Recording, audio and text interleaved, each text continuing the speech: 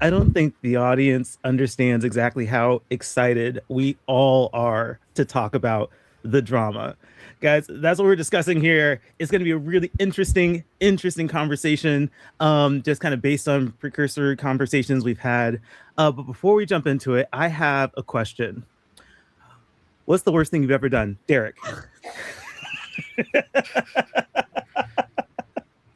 Come on, I'll give a give me Charlie the answer. tea. I'm kidding. We're not answering this question, guys. I could. I'd do it. I don't have anything like happens in this movie, but I could do it. It's so funny because the lesson that I walked away with this is that when you're in a group and they ask what's the worst thing you've done, pick the second worst thing. Know your target audience. Yes, read the room, know your audience. Although Rachel, is that her name? Yeah. Oh boy, lots to discuss with her. All right, so Derrick, Marty, Shawn, Luca, Zach, guys, thank you for joining the conversation about the drama. I have challenged you guys to do a segment of this podcast, non-spoilers. So we're going to just give general thoughts and feelings about the movie and some things surrounding it, without giving away the reveal that happens that then sets off the events of this film. So we're going to hold off on that detail. But I want to start with just very general feelings here, out of the theater, and maybe how you thought about it since it's played, since you've seen it. What are your overall thoughts? Derrick, we will start with you. General thoughts here. Yeah, this is one of those movies where I'm really glad I took some space between walking out of the theater and then actually sitting down and writing my review, because my thoughts changed the longer it just kind of ping-ponged around in my brain. Some better, some worse. I think I actually landed a little bit more mixed on it. And I think it can really just be summed up. And I know I've said this to you, Thomas, because we talked a little bit offline and I mentioned it in my review, but what it really boils down to is all of the things that Borgli is attempting to do. I think some of that works really well, but I think the general conceit and overall premise ends up being provocative for provocation's sake, where there's not actually a whole lot of meat to what he's trying to do when it comes to provoking an audience. And even though it is proven effective, I think he wants to have really, really important, vital conversations. But I think the execution overall, this is the wrong movie to have them in. And I just think that those things don't really work well. So yeah, I ended up landing kind of like, I don't want to say mixed negative, but I could be convinced down even lower than the score that I have. But it's still more on the positive side. I think there's some really good craft here. I think the filmmaking is pretty excellent overall. I think the deconstruction of the rom-com and turning it into like a doom-com and an exercise in cringe tension is just absolutely masterful. And then the cast all the way from Zendaya and Pattinson to basically every supporting player. The supporting cast is freaking elite in this movie. They are so good. Every person that is just given one scene makes an absolute meal out of that scene. So there's a lot to like, but I definitely have some issues for sure. Yeah, I wonder if you can be talked up. We'll see about that. Marty, let's get your general thoughts. I left the theater immediately being like, should I smoke heroin? Like, it just seems like, I was just like, I really want to smoke heroin with this girl and listen to like some like lo-fi beats. Like, but no, I really enjoyed it. I had some issues with it, but then I watched it a second time and then kind of all my issues went away. I think Zendaya's like really like fantastic in this. I think it's one of her best performances. I think she's really smart when it comes to picking scripts, because if you look at this in Challengers, like the way that the internet is kind of exploding and talking about the material that she's choosing, like she knows what she's doing. And I'm like in awe of her. And I think this movie, the way that people are talking about it, I think the conversation needs to be had about what the subject material is. We'll get into it later, but I'm happy that a film like this is kind of poking fun at how unserious this country is and how we need to just change our mindset around what we're dealing with, you know. I'll just leave it at that for now. Once we get into the spoiler territory, I'll my full thoughts. Yeah, Zach, how about you? What were your thoughts? I really enjoyed this one. I thought that it reminded me the most of a feature-length episode of Curb Your Enthusiasm. I think that Robert Pattinson is in a sort of like Albert Brooks mode that I haven't seen in a romance. Like this also kind of reminded me in a way, obviously we're not in spoilers yet, but it reminded me of the way that A24 kind of marketed Materialists in a way. This kind of reminds me of the Material. Like it, I really enjoyed this one. It's definitely going to be a conversation stirrer, and it should, because it's a conversation, like Marty said, that we should be having. Luca, what about you?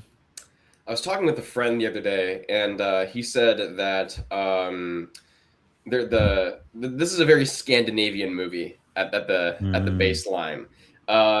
You know, and he made a funny anecdote that Joachim Trier needs more Lars von Trier, and Christopher Borgli needs less.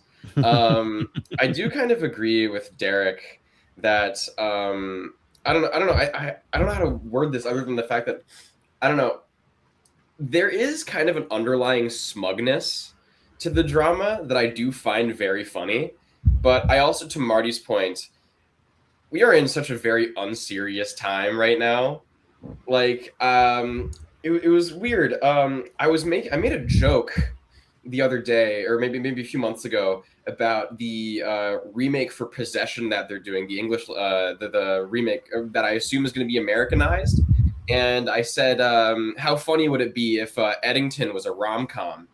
Here we are, guys. We found it. Oh, true. Just I saw Ari Aster's name. I saw his name show up as executive producer, and I was like, "Oh shit! It's gonna be one of those movies." Okay. We all have the same reaction. Yeah, and I do agree with my friend that like Borgli is kind of, you know, he is cut from similar cloth to Lars von Trier, but I wouldn't consider him as much of a stinker as Lars von Trier. I don't know. I mean, maybe this is just me, but I think Lars von Trier is kind of a smug jackass. So like anything beneath that is pretty tolerable for me, and I think that's right where the drama is, where trying to dance around things a bit. I don't know. It definitely takes a position and plays with its characters like dolls in the same vein that a Yorgos Lanthimos would. And that's the best what I can say without going into the weeds. We have so much cinephilia going on here. I love it. Shawn, let's get your thoughts. Okay. So we're officially a quarter into the new year, and I've seen a handful of films, and I have to say, so far, this is my favorite movie of the year. Wow. I look, I haven't seen my corruption continues. I must work harder. I thought this movie was a fascinating deep dive into human psyche, human behavior, the way society and the people around us react to certain things that get revealed.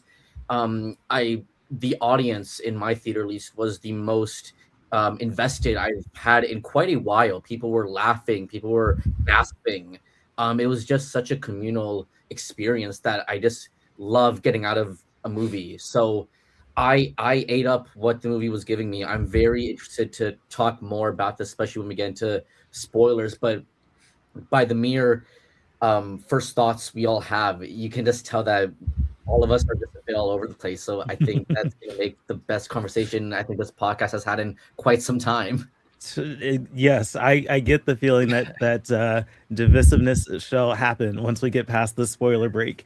But guys, it's interesting. I think that my enthusiasm for this film was very similar to like a new car's value. Like it was like high when the credits rolled and just depreciated like rapidly when I walked out of the theater. The more I thought about it, the more I kind of critiqued it, the more I found big problems with what it was trying to do. And I think it's interesting because nobody else here saw Something Very Bad Is Going to Happen, did you? Let me tell you, I think that Netflix, I have problems with that show too, but I think Netflix very smartly released that show ahead of the drama just to kind of beat A24 to the punch. Because there's a lot of things that the drama is trying to do that I think Something Very Bad Is Going to Happen did very well. And so it was interesting having that experience of watching the show on Netflix and then going into the drama and kind of pointing out the similarities and differences, because there's a lot of similarities between the two. And if you haven't seen Something Very Bad Is Going to Happen, I do recommend that, but that is not what this podcast is about. Let's talk a little bit more about the drama. A few of you have talked about your theatrical experience, and I think that was something that was very unique about the drama for me, and maybe why my experience was so high at the credits was because I don't get audience reactions outside of festivals, right? Mm-hmm. When we're at festivals, we're in crowds that that kind of understand the etiquette of reacting to movies. And I think that because that etiquette isn't as widespread in the mainstream, people just kind of keep their reactions to themselves if it's not a Marvel film. But this one, yeah, people were not just reacting in my theater, they were overreacting. And honestly, I wasn't even mad about it. Like, yeah, this is clearly a communal experience. And so, I want to talk a little bit more about audience reactions, and maybe even go into, because I know a couple of us have seen it a second time, what that theatrical experience was like when you first saw it, and if you saw it a second time, what that was like. Let's start with Marty. Let's go with you on this one. So I first saw it Thursday night, packed house. People were screaming, people were laughing, like there were like whispers going on after like certain scenes because people just could not believe what was happening. And then afterwards I was like hanging out in the lobby, just like listening to people talk for a good minute, and the amount of people that were like, girl, fuck the Haim girl, like everyone hated what was her name in this movie? Was it Rachel? Yeah. Rachel. People despised her. I just remember when that speech came on, when she had to give her toast, people were just like literally like antsy with how like much seething hatred they had towards this character. And I was just like, brava. Like I was so like, because I hated her too. I was just like, oh my God. And then the second time I saw it was like an early morning showing, so it didn't have a lot of people. It still got some laughs and some gas. Definitely I could hear the gas more because it was a quiet theater, but the girl next to me kept falling asleep, so I'd have to like scooch around and make a little noise to get her to wake up so that I didn't have to hear her snoring. Oh no. Zach, let's move to you on this one. I have also, similar to Marty, seen this movie twice. I saw it on Thursday, and when I saw it on Thursday, I have to say, it made me feel like an insane person, because it wasn't a packed crowd, but it was like, for a Thursday night showing, it was fairly like crowded. But I was the only one laughing at a lot of the jokes in this movie, and I just felt like an insane person because like nobody else was laughing, and I'm like, this is actually kind of funny. And there was not really like an audience reaction, but I had the opportunity to see it again last night at a 9:30 p.m. showing, and there were a few couples scattered throughout the theater that made certain revelations and reaction, or like things that happened in this film, just that much more hilarious and absurd, just because of hearing that general communal experience. Like at one point during one of the reveals, the one guy behind me was like, "You gotta go, you gotta get out." And it's like, experiences like that add to the hilarity of the film. So yeah, I have to say the second viewing was definitely a lot better than the first. Luca, let's get to your thoughts on the theatrical experience. Well, mine was a nice and early 10 in the morning screening.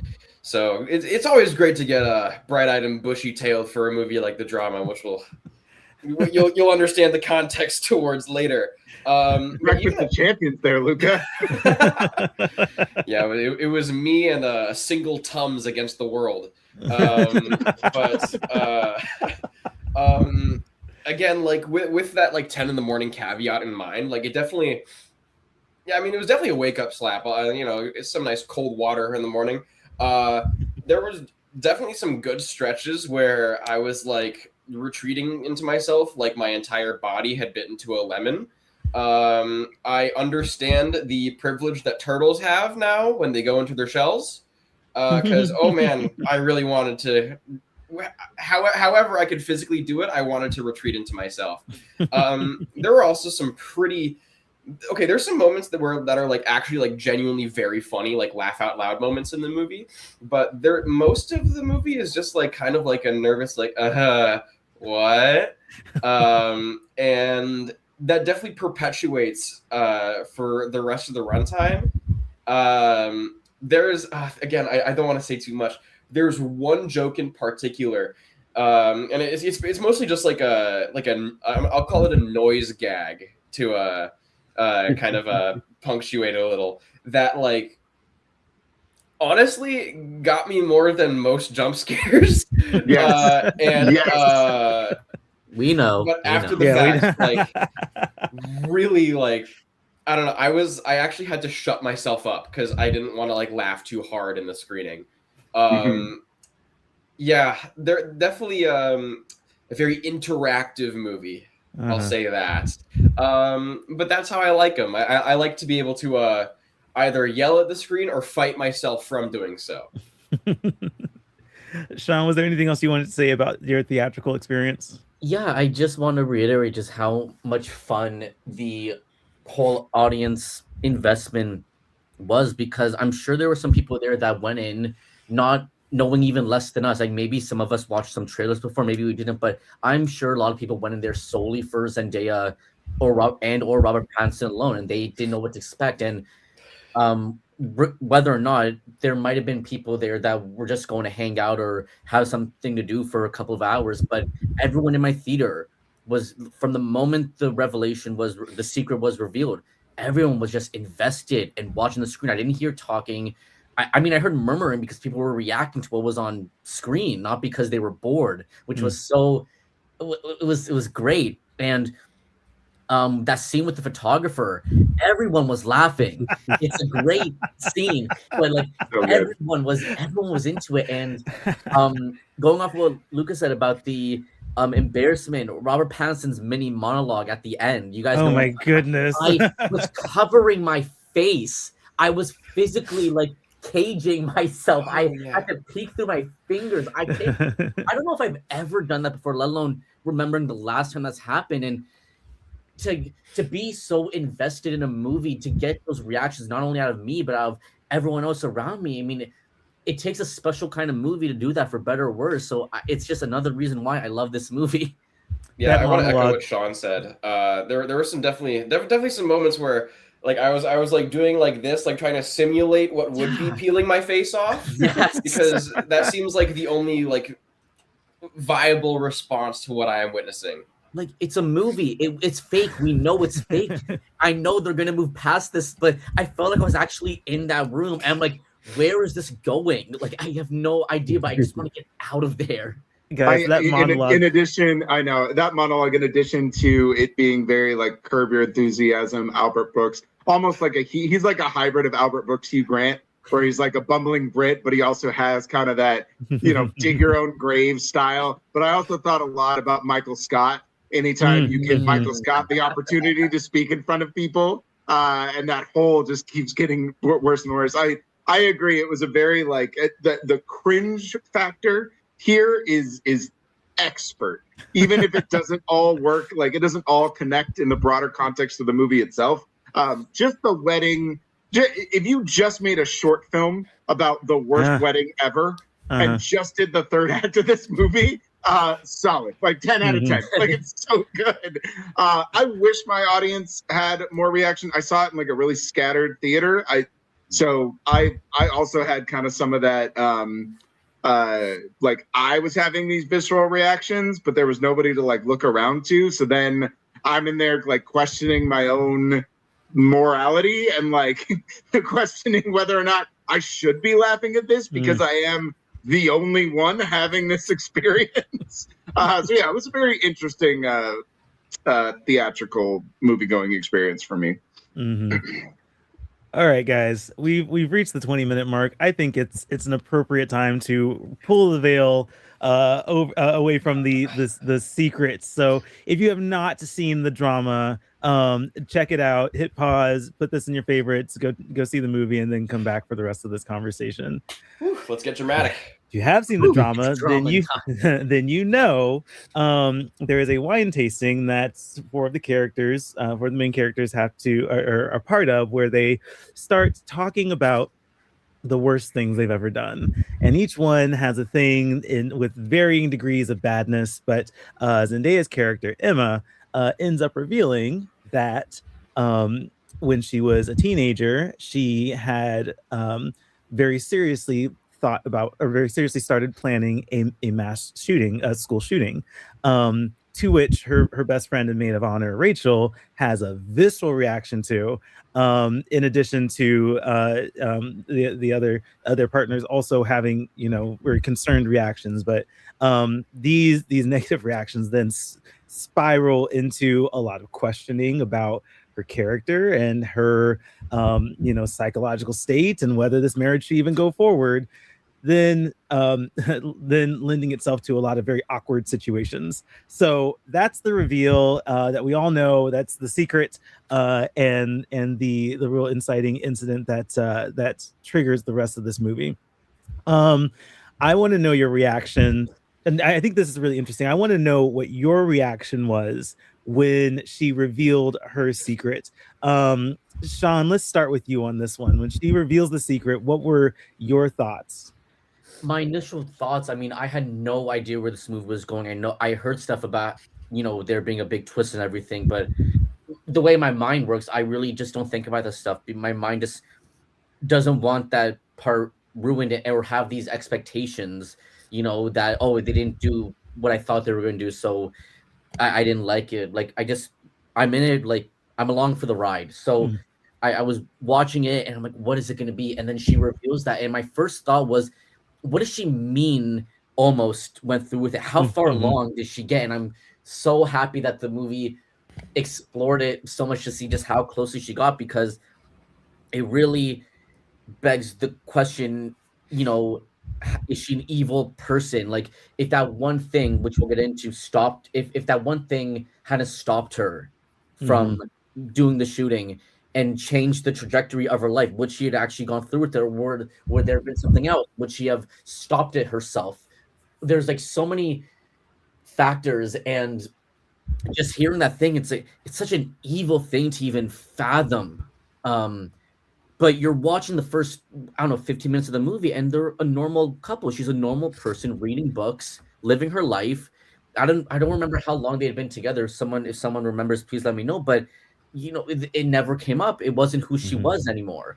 So to then have that one piece of information change her life and the way everyone around her perceives her, it is such a fascinating. It was just fascinating to watch everything unravel. It's really just not cool. It's like, it's just a very interesting story to see unravel in real time. I'll double down on what you're saying, where I don't only think it's really interesting to dissect. I actually think it's interesting to dissect how flawed of a decision that was. And maybe I'll get into that in a moment. I realized that we brought up the topic of gun violence, and then I chose a Canadian to start this off. I'm sorry about that, Shawn. To be fair, that's actually pretty apropos, considering it's a Norwegian trying to comment on American violence. So they are on the outside looking in, and the movie definitely does that. So yeah, Derrick, I know you have thoughts about this, Derrick. So let's move to you and get your thoughts on the reveal and how you felt about it. I never in a million years thought that this is where it was going to go. I'm really glad that I was able to avoid all spoilers. Like I somehow, because I saw this on Thursday, so I somehow managed to like not see, and nobody spoiled it for me. So I'm very, very glad that happened, because I do think that this movie really does hinge on you being able to experience the film's premise for the first time when you watch the movie. I think a lot of the win gets taken out if you know what's going to happen beforehand, which is why people are like trying to call it a twist, or it's not, like it's a reveal. And I think the trailer does a really good job in withholding a lot of that information from you. And so I was already just kind of wringing my hands in knots trying to figure out, like, what the hell is she going to say? And then when she said it, I was just like, oh, we're going to watch a totally different movie than what I thought this was going to be. And it's, you know, I think Zach, you had said this, but it did make me almost immediately start thinking about things like The Materialist, and just how different the movie that was marketed versus the movie that's actually playing, how different those two things are. So I mean, I definitely had a reaction. I think Rachel's reaction of just being the most self-righteous, hypocritical bitch you've ever met in your life is just like, that is the best critique of American culture that anybody from another country can do. Like that's where he is cooking and really doing things right, because she is absolutely the example of how, like, she locked a kid in a fucking RV in the middle of the woods and only got a disabled kid. She is equally like she did slow, it. a slow kid. It was a slow kid. She didn't say disabled. She said slow. No, even worse. And the way she just doubles down on how awful Emma is for thinking about doing something she didn't actually do is it's the best. Like, it's the absolute best. Like, everything about the reveal in that scene, I think, is done really, really well. So yeah, I was pretty gobsmacked that this was going to be a school shooting movie now out of nowhere. So yeah, it got me. I'll say that much. Marty, let's move to you. What were your thoughts when you got to the reveal? So during the making of the film, the script leaked online and people were talking about it. I did not try to go into spoiler territory, but I did hear kind of what people online were saying about the film. So I suspected that her secret would involve school shootings. I didn't know that she had planned one. I kind of more suspected maybe there was a fetish for them. And they kind of do go into that with her younger character, like liking the aesthetics of it. So kind of when it was revealed, I was just like, okay, this is where we're going with it.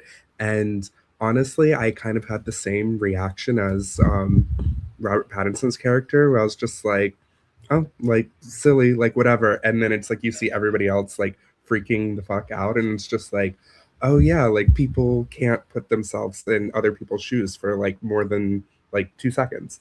And I don't know, I thought it did it really well. Like,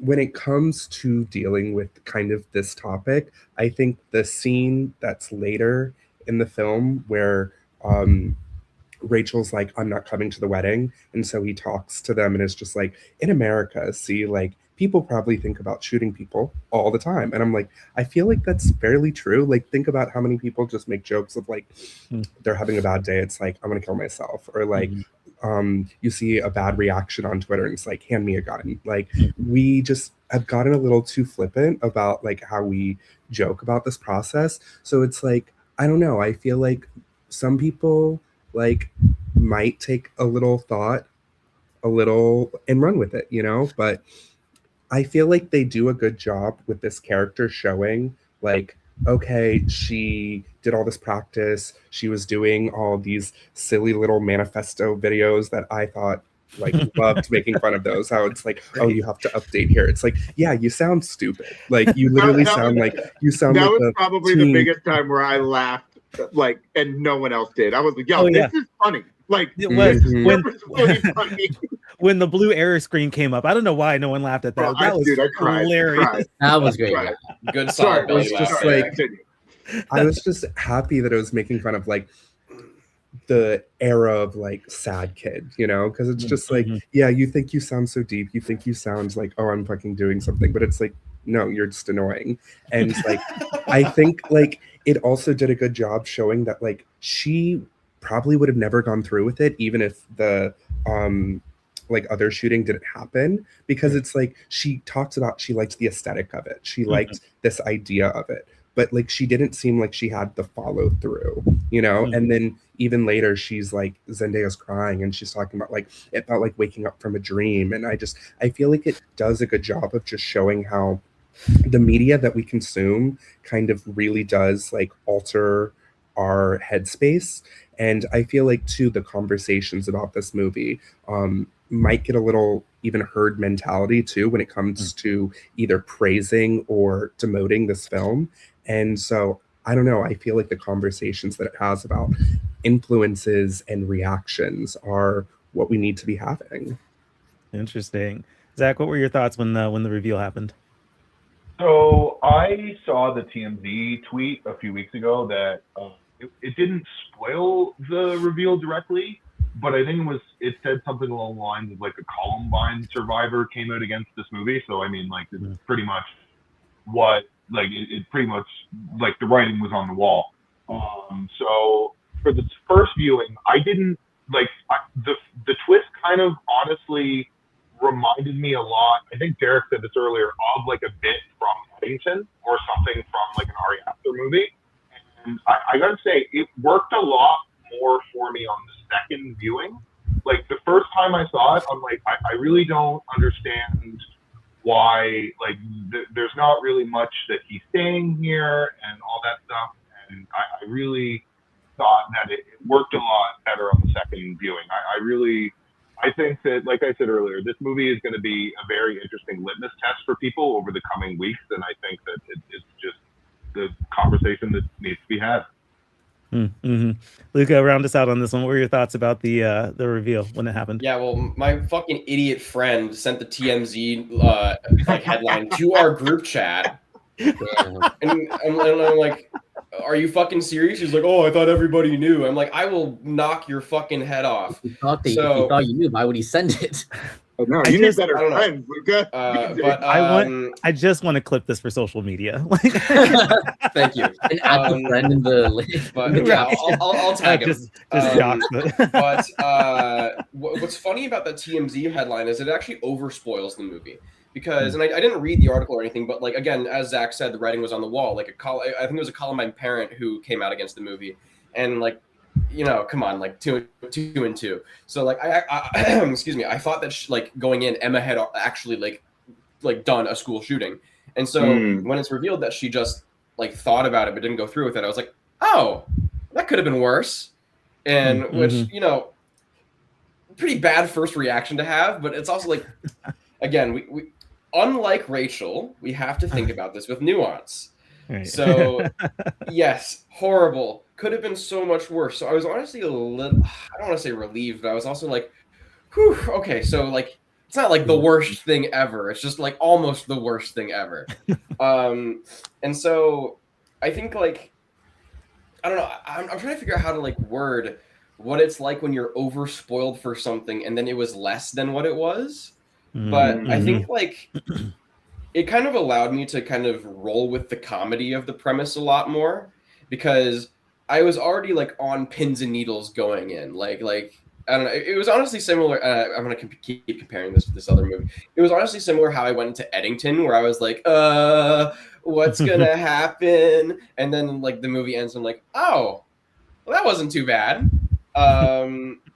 I do agree with Zach where this is going to be a huge litmus test on just how we react to things, because we are in the internet age and people love hyperbole so much. But also, and I think I want to get into this too, because I do think Rachel's character is very interesting. And again, this is another part of the whole like Scandi, you know, looking from the outside in, this kind of very American ideal of rules for thee, not for me, where you know, like again, like Rachel, you know, she can lock up a slow kid in a van and not even know if he's okay. But like, you know, God forbid, you know, somebody has like a, you know, a pretty severe invasive thought. And then suddenly it's like, whoa, you can't do that. And I do think there's also a bit of a racialized aspect to that, where, you know, because usually like you expect like a white man to do it, to be a mass which shooter. they address, actually. They very quickly gloss over that. And I think it's very it was a very funny like tell for Alana Haim's character, that she says that her black boyfriend grew up around guns, and he's like, no, I didn't. It was very in that there's so much, like, I kind of hate that this movie was only an hour and a half. I really wanted them to get more into these topics. There's a lot of topics happening here, but you know, I think I have so many thoughts. Let me just go off real quick, because let him cook. Because look, so when the reveal happened, how do I say this without getting canceled? My thought was, that's it. That's the reveal, and like, yes, it's a bad thing, but like, you know, you that was a different era of your life, and that's not nearly as bad as Rachel's thing, which they also say later on, or at least kind of like allude to later on. And so I this movie has this theme about almost doing it, right? Where you have Zendaya's character, Emma, who almost did this school shooting and then has to deal with ongoing judgments about that, which I had such a hard time buying into. Like, because you put this almost thing up against Rachel's I did this and it just happened to work out thing. Like, I had a very hard time buying into that. But then I also the whole point of the movie is Zendaya, Emma does this almost bad thing and gets judged for it for most of the movie, just to lead Charlie, Robert Pattinson's character, to almost do a thing. And now the roles reverse, right? Like, that's the structure of the movie. But where the value started like depreciating is in criticizing, like, okay, did the almost thing that Emma did have to be gun violence? Like, that's really extreme, and that's like overshadowing what you're trying to talk about with relationships here. So that's clearly, I think, the outsider looking in issue with the movie.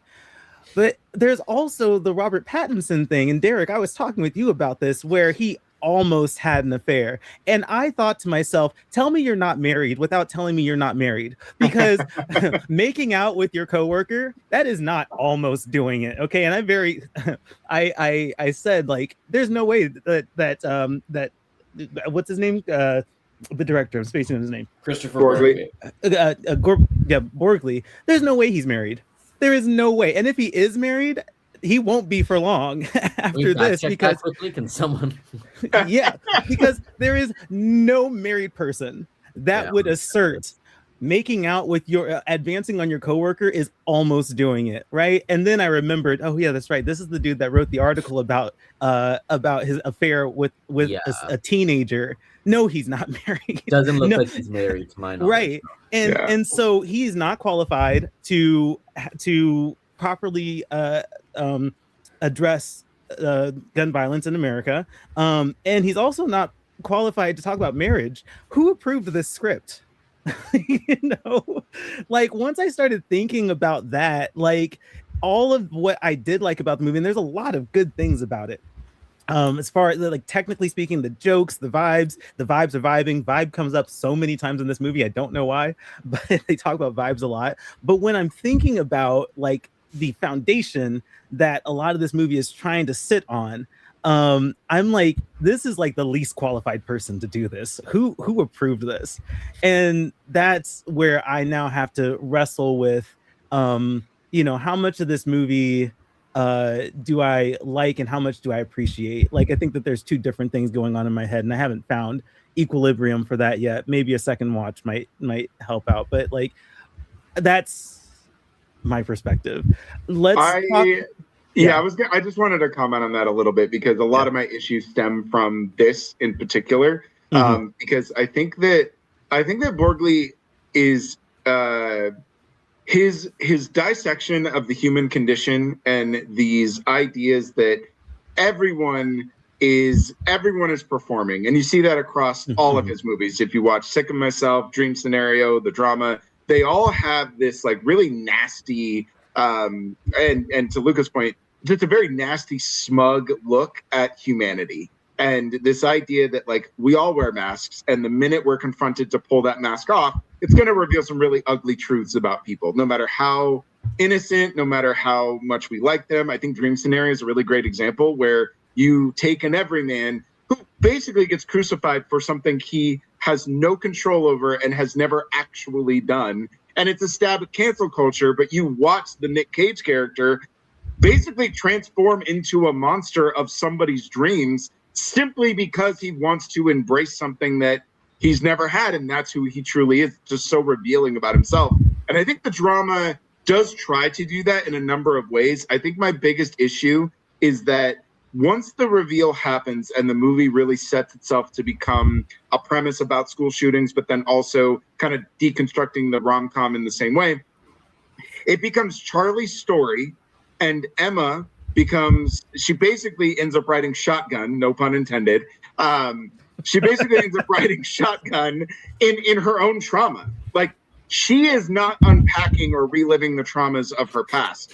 Everyone else is doing that on her behalf. And while, yes, there's some of that I think works really well in Rachel, I think Rachel's reaction is very much an American reaction to things. And I think, Luca, you summed it up really well. I think this is how most Americans react in general. We're all self-righteous. Everybody in this movie is the most selfish prick you've ever met in your life, really, except for Emma. Emma's the only one that actually has empathy, but she has zero agency over her own story. And I just can't get over why you would cast a Black woman to portray a school shooter and then not confront any of those things that come up head on. You do kind of, you dance around most of them, but you're just reinterpreting them through a white boy. And I just can't reconcile myself with that. And so even though everything else works, again, the tension, the performances, the deconstruction, the critiques of the human condition, all of that stuff I vibed with really hard, but I could just never get over this gaping hole of like, yeah, but what about her? Because at the end of the day, I don't know shit about Emma. I know nothing about her. Like, nothing. She's the same person as when she started, as when she ends. And we experienced this life-altering thing that basically set her on a new course of life, but we don't experience that through Emma. We experience it through Charlie. And I just don't know if that's the right framework. I don't know. I couldn't get over that. Yeah, I think that I totally understand this critique, and I think that it plays into what you said before about it being provocative for provocative's sake, right? I don't think this movie wanted to talk about gun violence. I think it just chose that topic because it's hot button. And I disagree. And I do want to go to, so we're on theme here. We're on themes and messages here. Marty, let's get your take on this. Talk us out of it. What are we missing here? So I do agree that I think that possibly, because originally Emma was not written to be biracial at all. So I feel like not much was changed or added in that. And yeah, I do kind of wish we got more inside her head, because we do get these flashbacks, but it's like the way that the editing is, which is supremely done, it has this more fluid sense where it's just like, are we actually seeing Emma's past? Or are we seeing Charlie thinking about what she was like? As like, the only time we're officially in her head is when she wakes up the next morning and she's thinking about, oh, he's gone. Where is he? Oh, he's basically fleeing the country because he doesn't want to be with me. That's the only time we're in her head. And that was so juicy, because it's like, you see, she is so anxious that she is throwing up from this situation. Like, she just like she doesn't want to discuss this anymore. She's like, this was the worst time in my life. I literally have hearing loss because of it. And I still have to like live with this mistake of not even committing the mistake. But it's like, she has to live with the repercussions of even thinking this way for the rest of her life because of the deafness. And then now, like, this whole mob is coming after her, and she's like, if I was them, I would move out of Boston. I would not live there anymore, because everybody, but what? That's not the point. I think they do a good job of showing how Americans view violence and view guns, because there is, like, her character liked the aesthetic of it when she was younger. And there is like, kind of this, like, Americans love guns, the Americana, like, thing. You think about the American flag, you think about guns. They specifically did shots of Zendaya in bed holding a gun because they knew exactly what the audience would do. We would sexualize it. We would find it hot. Like, I know that the second that clip is available and it's online, it's going to be all over the internet. And like they had the book with all the girls and the guns, and like even the scenes of where he's like, they flashback, they're doing the photos, and he's like holding the younger version of Zendaya's character, and then she's holding the gun. And it's like there were so many times where it's like we're specifically putting these shots in, yes, as provocative sense, but it's like the audience is going to take with it exactly what he was doing. So it's like, yeah, it's bait, but if we all fall for the bait, then is it really though? Like, I don't know. I feel like, yes, it wanted to make claims on gun violence. And even with the rom-com, like immediately with him taking a picture of her book and not knowing the book, like we know this is not going to be traditional rom-com. I even think like the marketing too, like straight up told you like this is going to be something a little bit different, but I don't know. I feel like the film basically, other than kind of pretty early on, it tells you like we're going to be discussing gun violence, we're going to be discussing romance and relationships, and do we deserve love at our worst? But I don't think it ever really wanted to deal with the race issues, and that kind of just lets those things be implied, like when Rachel is accusing her boyfriend or her husband basically of like being scared of guns and growing around guns. Like I feel like it taps around the race things but doesn't want to play with that. Everything else it sets up, I think it follows through. This is interesting. Zach, let's get your perspective on the messages and themes of this movie. I don't really have as nuanced as an opinion as you guys do. I honestly thought that this is like I really thought this was more like of a like obviously the themes of gun violence and whatever, but I really think all of it is tied into the scene where I think it's the husband and Alana Haim and Robert Pattinson, where Pattinson essentially looks at them and it's like, this is an American thing. You guys are overreacting. And I think that is probably the most important scene in this movie is that scene. And it, And her self-righteous reaction to it too, of like, so it's an American problem. Exactly. Yes, Like yes, it is. That whole character is probably the most fascinating character in the movie for me because it really is.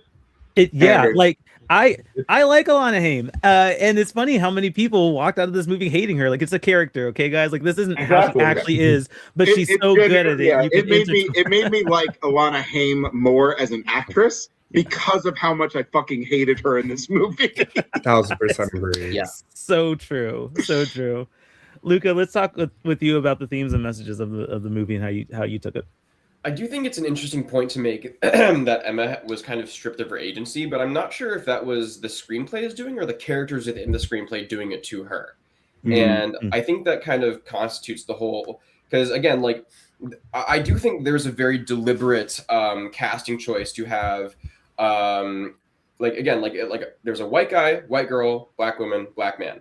And I do think there's a very deliberate choice for, of course, the person to be ostracized in this scenario to be the black woman in this in the debacle. And I do think again, like there is a little twang of like race blindness, but also like again, like I don't want to use the scene where like Alana Haim's like, yeah, well, my boyfriend's black and he grew up around guns as like a catch-all, but like it is a very interesting tell to how this character operates. And I do think again, like this is less and I don't know, let me try to rephrase. I do agree with Derrick that like I'm sorry, that was very funny when you said she rides shotgun in her own story.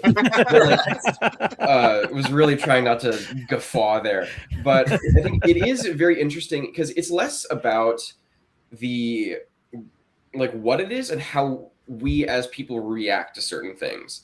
And I do think there's an interesting, I guess, I don't know.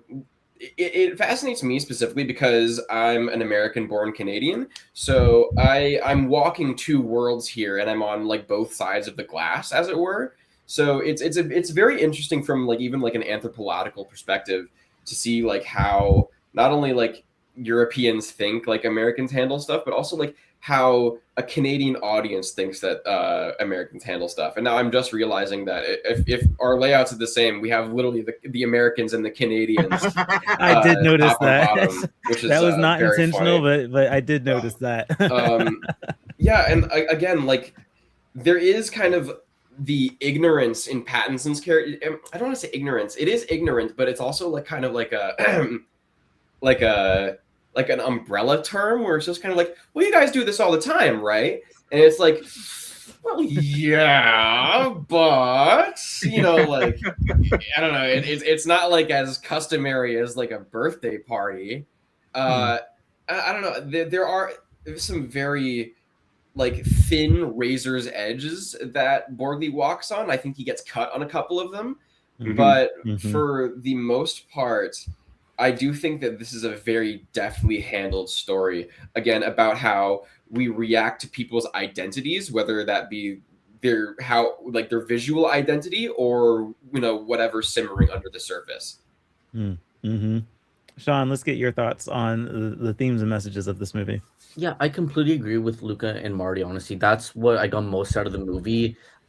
From the moment she reveals her secret, just watching their initial reactions just made me realize what kind of movie we're getting into, and from then on, I was into it. I love seeing Pattinson just not really react that strongly because, you know, of course, at first he's like, okay, well, like she didn't go through it, but then he's seeing Alana Haim's reaction, so passionately angry, and he's like, oh, is that how I should be reacting to this? And I'm spending the whole movie flip-flopping, trying to justify what he's doing, and it's hard for him because this is the love of his life. This is the person that he wants to spend the rest of his life with, and he knows that she's not that person, or is she? And he's really just, it's such an internal struggle for him, and that's what I found so interesting to watch for the whole time. And yes, it could have explored more themes of race, and yes, but what the movie got out of the conversations it was giving was satisfying to me.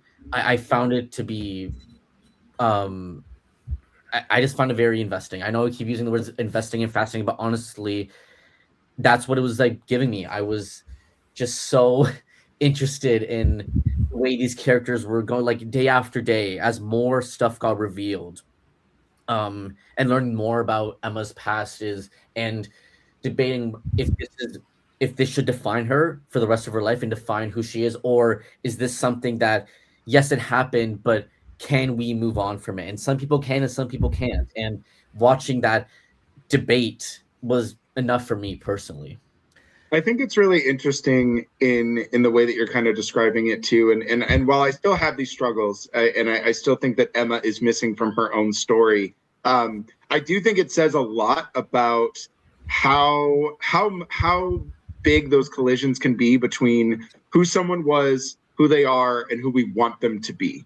And I think this movie does a really good job when it's focused on, again, I keep bringing up the rom-com, but that's literally how it's pitched. And then you watch it and you're like, oh, no, this is not it. But it keeps all those bones, right? It keeps all that framework where in most rom-coms, these people don't know each other. They spend one weekend in a cabin and now they want to spend the rest of their lives with this person because they go through these. And that's just, I mean, I get it. It's comfort cinema. That's why we go to the movies. But I think Borgley is really interested in ripping that apart. And you have these two people who are apparently in love and will do anything for each other. But then the minute they have to have a very real conversation about who they are and who they were bringing those things to the table, everything falls apart. And you see that all throughout the relationship. They don't actually talk to each other.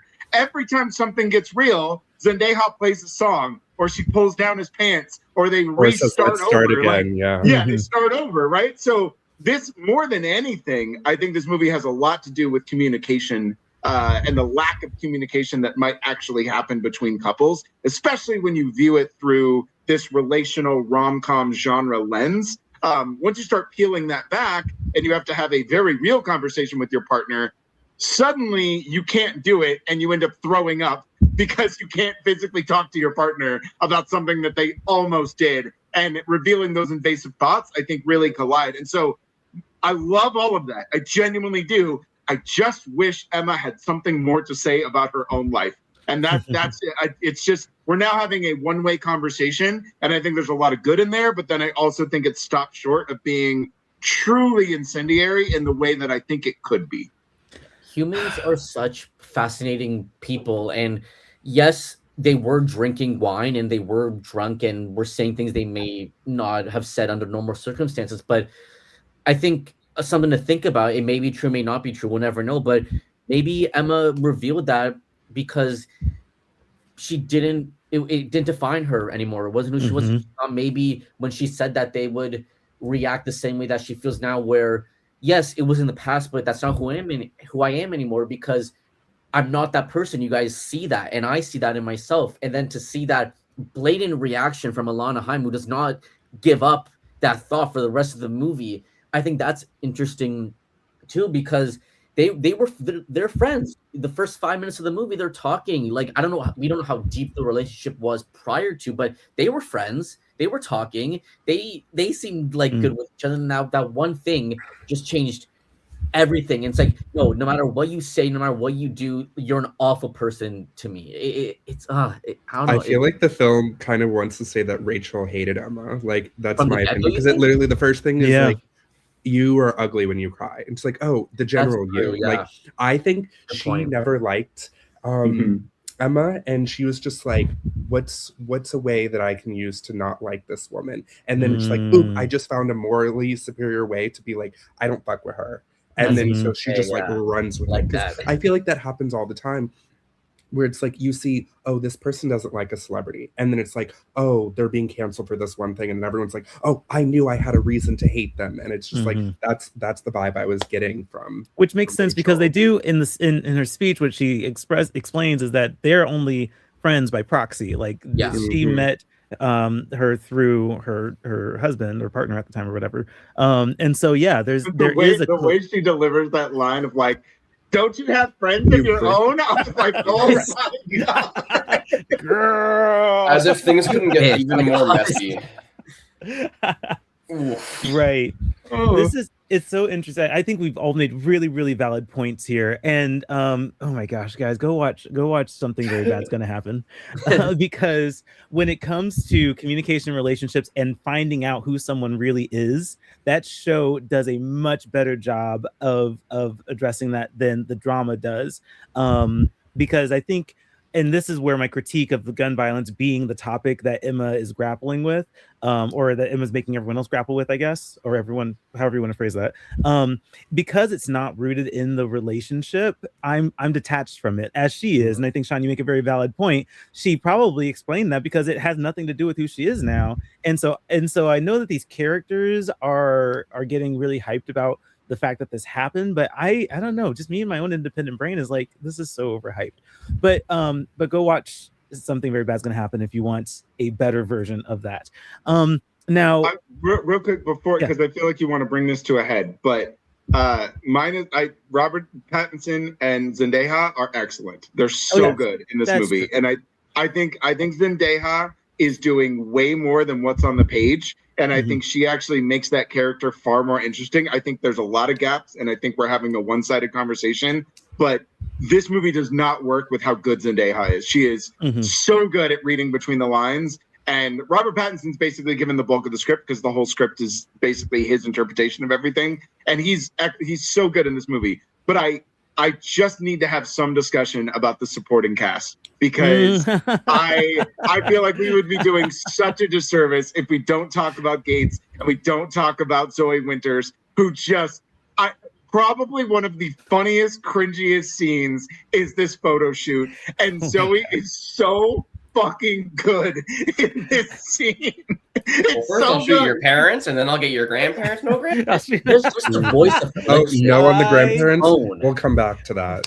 I love when she just like, grandparents. they don't say anything. They say nothing, and then she's just like, nerves. You guys are a little nervous about the photos, and I'm just like, oh my God, Zoe, you are murdering this scene right now. Not murdering the scene. Oh, Derek. I'm sorry. Whoa, no pun intended again. They make it even better too. Is like when he's getting like headbutted and he's like bloody and everybody's screaming. You see all the flashes. And the Like flashes, she's still going. She's nobody else she's like, caught I'm gonna that. get every last photo. I was like, I love her. Lost I my love her. shit when So when good. all the drama is happening and she is taking photos. I've been a wedding photographer, and so that's the very first thing I noticed is like, why are you taking photos of this? She's so good. She's so good. Oh my god, it's incredible. And It's incredible. I know we're at an hour now, but like we didn't even get into the whole mini plot element of about the DJ and how they saw her doing. There was heroin. the whole DJ thing. Yeah. Because DJ overdose. There's so I think many that part layers was to it, a and very interesting microcosm. Mhm. You know, where, again, like the way we react to things and the way we are so quick to like place judgment on others without really Mhm. knowing a situation or even, again, getting the other side, which is, I think, why you guys feel like Emma was kind of shut out of the screenplay because the characters were shutting her out. They'd already made up their minds by, you know, before she even had the chance to defend herself. And so, like, I guess, like, yeah, I suppose, like, there should have been a little more rigorous exploration, but I feel like what's unspoken does a lot of heavy lifting as well. Yeah, I Yeah. mean, you guys are mentioning the micro arcs going on here. I mean, we've barely talked about the affair or the almost affair. For the record, anybody who is engaged right now, that is an affair. Okay, like let me just explain to you. He didn't You almost cheated do on your that. fiance. Agree to disagree. I mean, okay, for most traditional, like for most like types of relationships, that is an affair. Okay, like that's but like the thing, I think that whole like subplot interest is such an interesting like stressor that adds to what it ends up building up to, which I was thinking about because with the DJ scene and they're confronting the DJ, the stress that he has of you know what he's done is now playing a part in how they're supposed to be trying to react. It's all just so like uncomfortable, right? Yeah, you can feel him like without saying a word, you can feel him walk back the vigilance that he had in the beginning to go after Totally. this DJ. To where like Especially he just makes Emma be the villain for like that was his idea. When dude. Emma He was the one who all was about it. being like supportive of the DJ Yeah, in the beginning, because she was just originally, like, oh, maybe it was her worst day. Like, we don't know. And it's like, oh, as long as like she's a DJ, it doesn't matter if she shows up on a little bit of a heroin to the party, as long as she plays the music. Like she didn't give a fuck. Like, I like how, that turn in them. Yeah. Mhm. Well, I think that's what this movie is turning tables. Ultimately, I left on a positive note because with the ending, it came into view for me. That's where when they're at the diner and she's doing her let's restart, role play or whatever.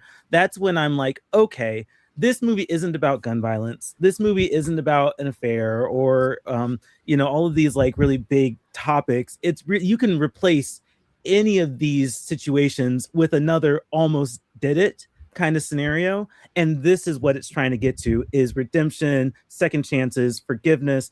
That's what the movie is trying to discuss. And that's like the point that the movie wants to make. And so replace gun violence with any other I almost did it. Replace almost having an affair with any other almost did it. And it's exactly the same thing. And so that's where I throw away kind of a lot of my my criticisms. I still criticize the movie. But like I was able to leave on a positive note because I was able to put aside those criticisms just to kind of get this nugget of information this movie wants to get across about second chances and redemption.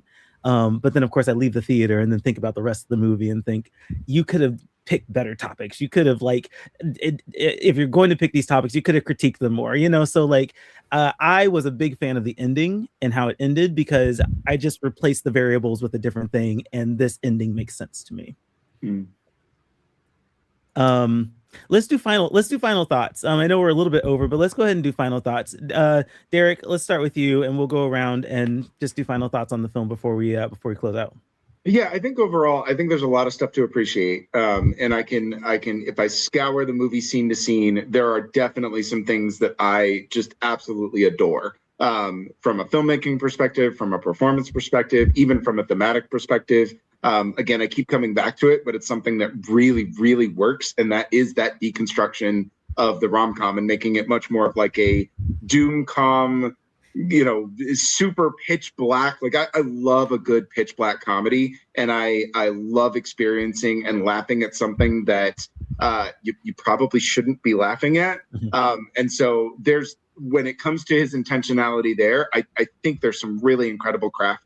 I appreciate the editing. I think it's beautifully edited. I think the constant blurring between visions and reality to the point where you're never really sure, not just whether or not this is a vision or reality, but like who is actually visualizing what we're seeing, and just how much that's shrouded in just this manic, like scenes cut off and start before they ever finish. I dig that when it's done correctly, and I think Borgley does a really good job. I am unfortunately so really hung up on this Emma thing.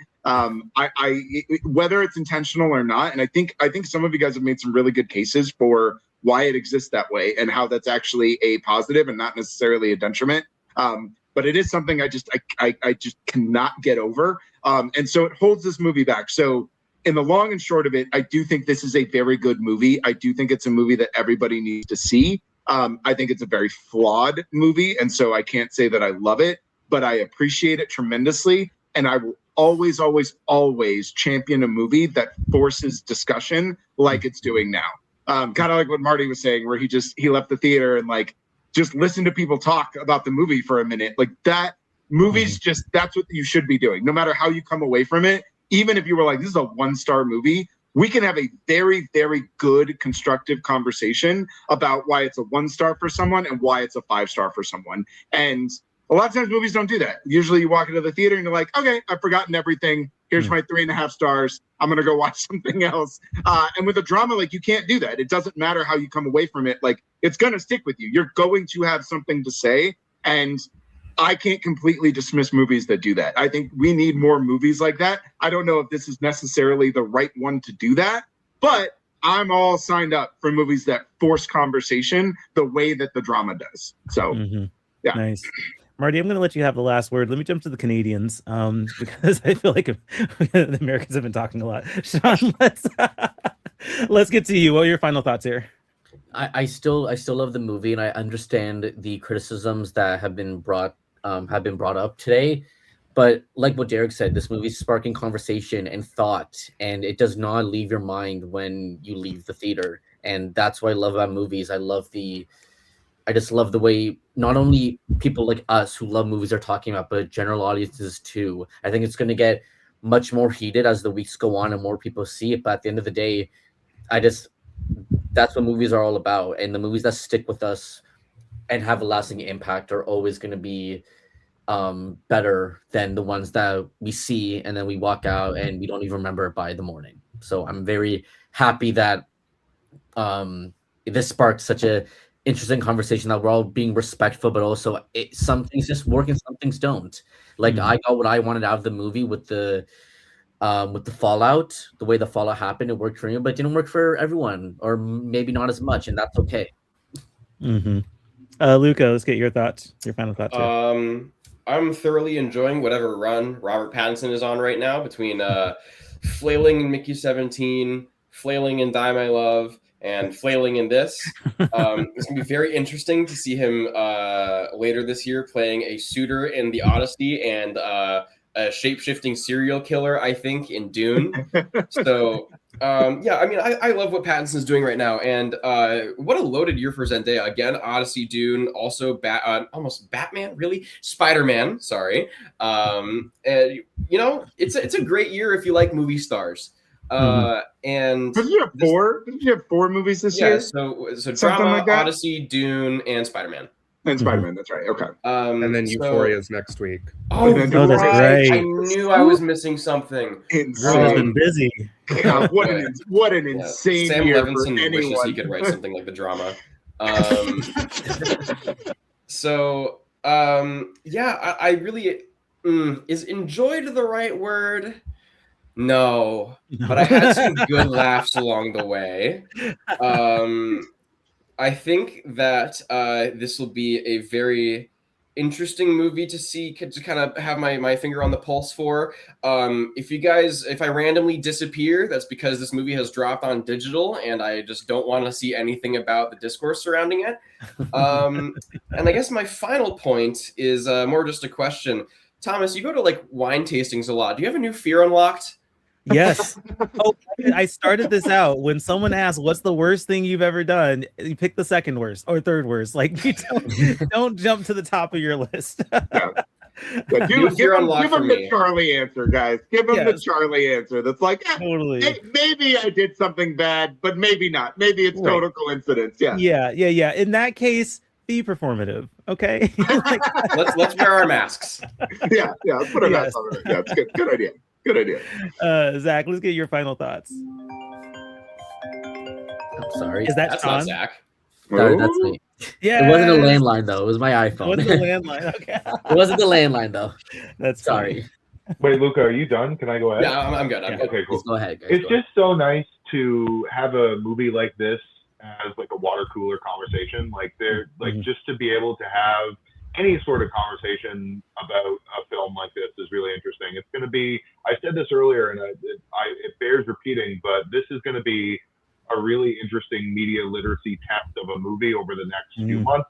And you are going to see the most insufferable takes imaginable. I can already see it. But I have to say, overall, this is, like, I wouldn't say it's my favorite movie of the year so far, but it's definitely in the top 3.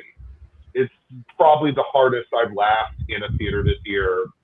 That includes Nirvana, the band, the show. So I would say this is probably funnier than that. Nice. Marty, you'll get the last word here. What were your final thoughts? I really enjoyed it. I knew from the way that they were doing the title credits that I was like, oh, this editing is going to like literally wash over me. I'm going to love it. And from the technical aspects to how well each of the characters and their dialogue is, like, I really appreciated this movie. I liked it the first time, but after that second watch, I think I'm like bumping up even more. Like, the more I think about this movie, the more I really, really like it. And kind of any issues I have, I feel like kind of go away when I think about how strong all these other elements are. Marty, I don't know if you caught it on the second viewing, but there's a line early on where when Charlie and Emma are I wouldn't call it breaking, but when the alarm is going off, or right before the alarm goes off in the History Museum, she says to Charlie about how she's always had a dream of going into a mall or something like that. And like, when you're not supposed to, yeah, that on a second viewing, I'm like what the, it was just crazy stuff. This movie is insane. Yeah, I think you guys have inspired me to give it a second watch. Maybe I might sit on it for a little bit, but yeah, I'm inspired to see it a second time. So thank you guys for that conversation. As Luca mentioned, we have a lot more of Zendaya and Robert Pattinson coming up this year in Dune and the Odyssey. So it's funny, they're in so many movies together. I'm like, okay, everyone's wondering if she married Tom. Did she actually marry Rob? Because they are in a lot of movies together. And we'll find out. We'll find out in the drama 2, Electric Boogaloo. Look, no, actually, the drama 2. I'm telling you, I put this on Twitter. If you want the drama 2, get Zendaya, Robert Pattinson, Tom Holland, directed by Celine Song. I will be sad. Okay, just throw Tim Robinson in there for good measure. Why not? Why not? Yep. Let him be the new wedding DJ. Hell yeah, sign me up. That is cringe core. Let's go. That would be great. That wedding, the second wedding DJ, where he's like, "Are you a gearhead?" Let's just so over the top awkward. Oh my god, I love that wedding scene. Just as a that whole wedding scene is incredible. Forget everything that came before it. It's so good. Anytime he clinks his glass, I cringed even more into my seat. And like anytime there was that cut, I'm like, no more, please. Yeah, because you're like, Mike, read the room. Like, cut these Right. out. Nothing good can come from you getting somebody else to stand up and say words. Mhm. Oh man. All right. Derrick, Marty, Shawn, Luca, Zach, thank you guys for joining us in the conversation this week on the drama. We will be talking, I'm pretty sure, about You, Me, and Tuscany next week. So romance in a different capacity. That's right. While you were sleeping too. Let's go. I love it. Anyway, that's what we'll discuss next week on For Real. Thank you everyone for tuning in. We'll check you out next week.